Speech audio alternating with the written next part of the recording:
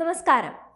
Russia Ukraine പ്രശ്നത്തിൽ വലിഞ്ഞുകയറി വന്നിടപെട്ടത് ട്രംപിന്റെ കാഞ്ഞ ബുദ്ധിയായിരുന്നു. ഉദ്ദേശം മനസ്സിൽ വെച്ച് സമയം കിട്ടിയപ്പോൾ പയ്യെ ട്രംപ് കാര്യം സാധിച്ചു എന്ന് വേണം പറയാൻ.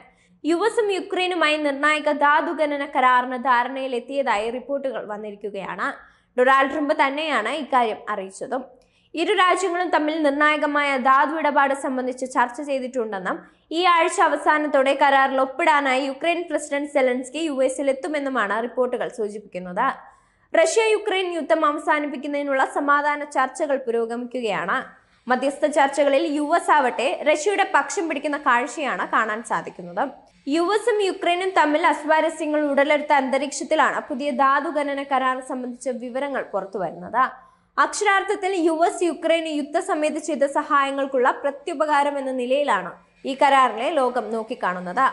കാരണം ജോ ബൈഡൻ സർക്കാരിന് കീഴിൽ ഒരു യുദ്ധകാലാടിസ്ഥാനത്തിൽ ലഭിച്ച കോടിക്കണക്കിന് ഡോളറിന്റെ സഹായത്തിന് നഷ്ടപരിഹാരം എന്ന നിലയിൽ ഭൂമിയിലെ അപൂർവ ധാതുക്കളുടെ ശേഖരത്തിൽ അവകാശം നൽകണമെന്ന് ട്രംപ് യുക്രൈനോട് ആവശ്യപ്പെട്ടിരുന്നു. എന്നാൽ യുക്രൈൻ ആവട്ടെ അമേരിക്കൻ ആവശ്യം തള്ളിക്കളയാൻ കഴിയുന്ന ഒരു സാഹചര്യമില്ലായിരുന്നു നിലവിലുള്ളത്. കാരണം യുദ്ധം പൂർണ്ണമായി അവസാനിപ്പിക്കാൻ യുഎസിന്റെ സാന്നിധ്യം കൂടിയേ തീരൂ എന്ന കാര്യം സെലൻസ്കിക്കും അറിയാവുന്ന കാര്യമാണ്. യുഎസ് ആവട്ടെ മേഖലയിലെ വെടിനിർത്തലിലേക്കുള്ള ആദ്യപടി എന്ന നിലയിലാണ് കരാറിനെ നോക്കിക്കാണുന്നത്. ഇതോടെയാണ് യുക്രൈൻ വഴങ്ങിയത്. സെലൻസ്കിയും ട്രംപും തമ്മിലുള്ള ചൂടേറിയ വാഗ്വാദത്തിന് പിന്നാലെയാണ് ഈ കരാർ എന്നതാണ് ഏറ്റവും സുപ്രധാനമായ കാര്യം. അറിയപ്പെടാത്ത സ്വേച്ഛാധിപതി എന്നാണ് അദ്ദേഹത്തെ ട്രംപ് വിശേഷിപ്പിച്ചത്. പെട്ടെന്നുള്ള സമാധാന കരാറിന് തയ്യാറാവുകയോ അല്ലെങ്കിൽ രാജ്യം നഷ്ടപ്പെടുത്തുകയോ ചെയ്തു കൊള്ളുക എന്ന ഭീഷണിയും ട്രംപ് മുന്നോട്ട് വച്ചിരുന്നു. ആദ്യഘട്ടത്തിൽ യുക്രൈൻ കരാറിനോട് താല്പര്യം കാട്ടിയിരുന്നില്ല. അവരുടെ ധാതു സമ്പത്തിൽ $500 ബില്യൺ അവകാശമാണ് യുഎസ് ചോദിച്ചത്. എന്നാൽ ഇത് ഭാവി തലമുറയ്ക്ക് പോലും വലിയ ബാധ്യത സൃഷ്ടിക്കുമെന്ന ബോധത്തിലാണ് സെലൻസ്കി തള്ളിയത്. നിലവിൽ പുതിയ കരാറിലാണ് ഇരു രാജ്യങ്ങളും ഒപ്പുവയ്ക്കുക.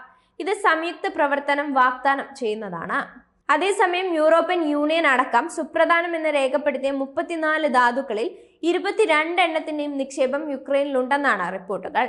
അവയിൽ വ്യാവസായിക നിർമ്മാണ വസ്തുക്കൾ, ഫെറോ അലോയ്, വിലയേറിയ നോൺ ഫെറസ് ലോഹങ്ങൾ, ചില അപൂർവ മൂലകങ്ങൾ എന്നിവയാണ് ഉൾപ്പെടുന്നത്. ഇതാണ് യുഎസിന്റെ കണ്ണ് അവിടേക്ക് എത്താനുണ്ടായ പ്രധാന കാരണവും. യുക്രൈൻ സമൂഹത്തിലെ ഒരു വിഷബാധയുള്ള വ്യക്തിയാണ് യുക്രൈൻ നേതാവ് വ്ളാഡിമിർ സെലൻസ്കി എന്ന് ആരോപിച്ച് റഷ്യൻ പ്രസിഡന്റ് വ്ളാഡിമിർ പുടിനും രംഗത്തെത്തിയിരുന്നു. റഷ്യ ഒരു ചാനലിന് നൽകിയ അഭിമുഖത്തിലാണ് വ്ളാഡിമിർ പുടിൻ ഇക്കാര്യം പങ്കുവച്ചത്. അവ്യക്തമായ രാഷ്ട്രീയ ലക്ഷ്യങ്ങളുള്ള അദ്ദേഹത്തിന്റെ യുക്തിരഹിതമായ ഉത്തരവുകൾ ന്യായീകരിക്കാനാവാത്ത വിധം വലിയ നഷ്ടങ്ങൾക്ക് കാരണമുണ്ടായിട്ടുണ്ടെന്നും പുടിൻ പറഞ്ഞിരുന്നു. പ്രസിഡന്റ് കാലാവധി അവസാനിപ്പിച്ച സെലൻസ്കി പുതിയ തെരഞ്ഞെടുപ്പുകൾ അഭിമുഖീകരിച്ചാൽ അദ്ദേഹത്തിന് വിജയിക്കാനുള്ള സാധ്യതയില്ലെന്നും പുടിൻ പറഞ്ഞിരുന്നു. സെലൻസ്കിയുടെ ജനപ്രീതി തകർന്നുവെന്നും അധികാരത്തിലുള്ള തന്റെ പിടി നിലനിർത്താൻ റഷ്യയുമായുള്ള സമാധാന ചർച്ചകൾ അദ്ദേഹം ഒഴിവാക്കുകയാണെന്നും പുടിൻ ചൂണ്ടിക്കാണിക്കുന്നുണ്ട്.